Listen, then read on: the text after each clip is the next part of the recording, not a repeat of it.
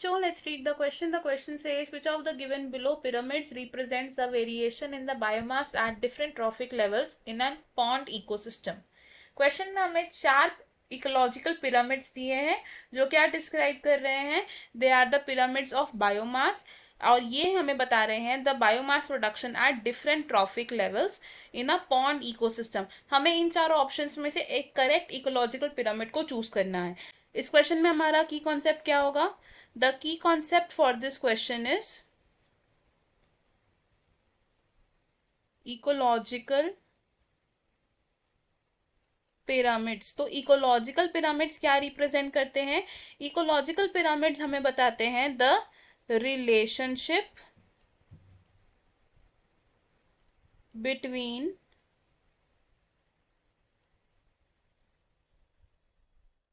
different organisms in an ecosystem, यानी कि एक इकोसिस्टम में अलग अलग ऑर्गेनिजम्स एक दूसरे के साथ किस तरीके से रिलेटेड है और ये किस तरीके से इंटरैक्ट कर रहे हैं, ये हमें कैसे पता चलता है? By ecological pyramids. अब अगर हम बात करें इकोलॉजिकल पिरामिड ऑफ बायोमास की,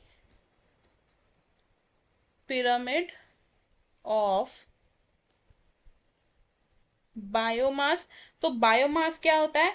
बायोमास का मतलब होता है ऑर्गेनिक मैटर, और पिरामिड ऑफ बायोमास हमें क्या बताता है? पिरामिड ऑफ बायोमास से हमें पता चलता है द अमाउंट ऑफ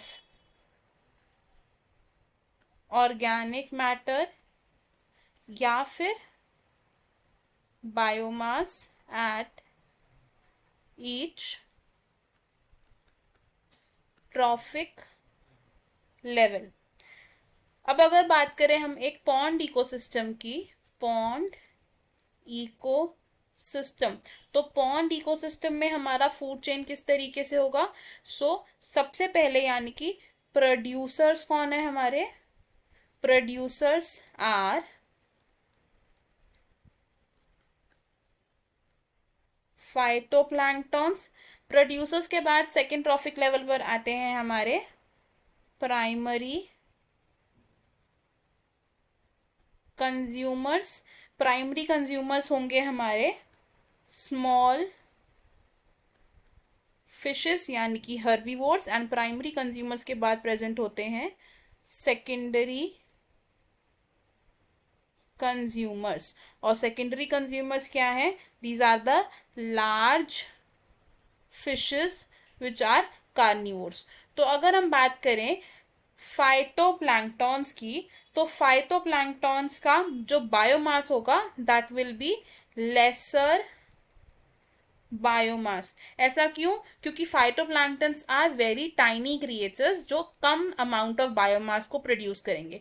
फिर अगर हम बात करें स्मॉल फिशेस की, तो स्मॉल फिशेस का जो बायोमास होगा that will be greater than producers, and large fishes का बायोमास कितना होगा? That will be more than producers and primary consumers. तो अगर पॉन्ड इकोसिस्टम में हम एक पिरामिड ऑफ बायोमास को ड्रॉ करेंगे तो वो किस तरीके से बनेगा? जो हमारा फर्स्ट ब्लॉक होगा that will be the narrow block, और ये नैरो ब्लॉक किसे रिप्रेजेंट करेगा? प्रोड्यूसर्स को रिप्रेजेंट करेगा। सेकेंड ट्रॉफिक लेवल पर प्रेजेंट होते हैं हमारे प्राइमरी कंज्यूमर्स। अब प्राइमरी कंज्यूमर्स का बायोमास प्रोड्यूसर से ज्यादा होता है तो इनका ब्लॉक क्या होगा? मच मोर ब्रॉड होगा। तो these are the primary consumers, and primary consumers के बाद क्या प्रेजेंट होते हैं? Secondary consumers which will have maximum biomass in the pond ecosystem. Secondary consumers। तो हमने क्या देखा कि ये क्या है? एक pyramid of biomass in pond ecosystem. और पॉन्ड इकोसिस्टम का जो पिरामिड ऑफ बायोमास है, this is an inverted pyramid. तो फ्रॉम द गिवन ऑप्शन हमारा कौन सा आंसर करेक्ट होगा? It is option B which says primary producers, then primary consumers and then secondary consumers. So बाकी के ऑप्शन हमारे क्यों रॉन्ग है, अब ये देखते हैं। ऑप्शन ए हमारा रॉन्ग होगा बिकॉज ये एक अपराइट पिरामिड को शो कर रहा है, लेकिन पॉन्ड इकोसिस्टम में जो बायोमास का पिरामिड होता है वो अपराइट नहीं होता, तो इसलिए ऑप्शन रॉन्ग हो जाएगा।